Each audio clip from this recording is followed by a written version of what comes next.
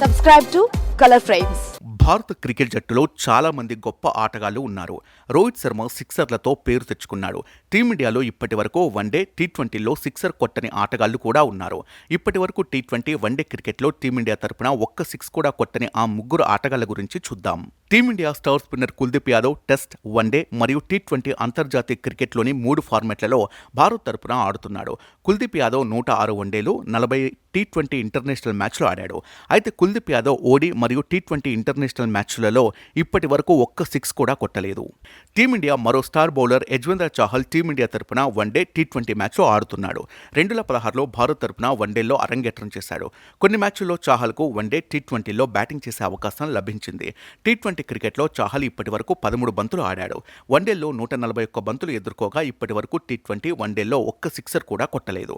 One day టీ20లో మొత్తం 152 మ్యాచ్లు ఆడిన అతనికి టెస్టులో మాత్రం ఇంకా అవకాశం రాలేదు. టీమిండియా ఫాస్ట్ బౌలర్లలో ఇషాంత్ శర్మ ఒకరు. ప్రస్తుతం అతను టీమిండియా తరపున ఏ ఫార్మేట్ ఆడటం లేదు. ఇషాంత్ శర్మ కూడా ఇప్పటి వరకు భారత్ తరపున టెస్ట్, టీ20 వన్డేల్లో ఒక్క సిక్స్ కూడా కొట్టలేదు. టెస్ట్ క్రికెట్లో 2568 బంతులు ఆడాడు.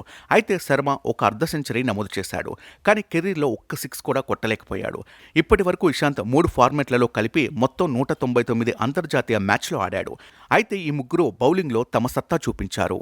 వీడియో మీకు నచ్చినట్లయితే ప్లీజ్ లైక్ చేయండి, షేర్ చేయండి, కామెంట్ చేయండి.